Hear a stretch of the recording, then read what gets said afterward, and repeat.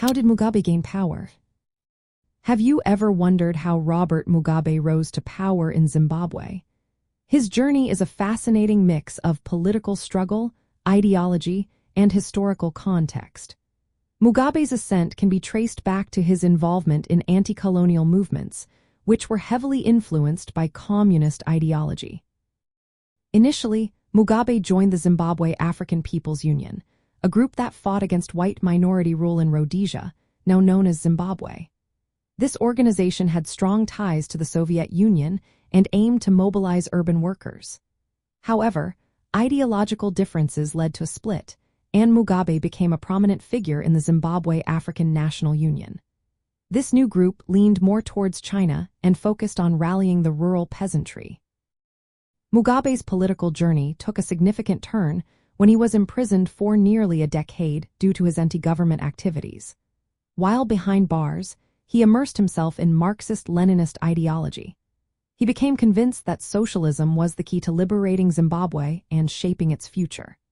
During this time, he was elected president of the Zimbabwe African National Union, which solidified his leadership role even while incarcerated. After his releases, Mugabe led a guerrilla war against the Rhodesian regime. He received support from communist countries like China and assistance from Mozambique, which provided bases for guerrilla operations.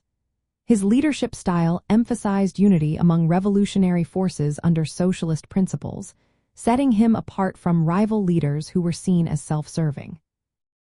In 1980, Zimbabwe gained independence from white minority rule, and Mugabe became the prime minister. He later transitioned to president and implemented socialist policies. One of his most notable actions was radical land reform, aimed at redistributing land from white settlers to black Zimbabweans. This was portrayed as a way to correct colonial injustices, although it led to complex outcomes. Mugabe's consolidation of power also involved suppressing political opposition. He launched violent campaigns against rival groups, including the Zimbabwe African People's Union and the Ndebele ethnic minority. He justified these actions as necessary to protect the socialist revolution and maintain his party's dominance. From a communist viewpoint, Mugabe's rise symbolized the struggle of oppressed people led by a committed Marxist-Leninist. His leadership aimed to establish a socialist society in Zimbabwe, reflecting the broader global influence of communism on anti-colonial movements during the 20th century. Mugabe's path to power illustrates how communist ideology shaped liberation movements.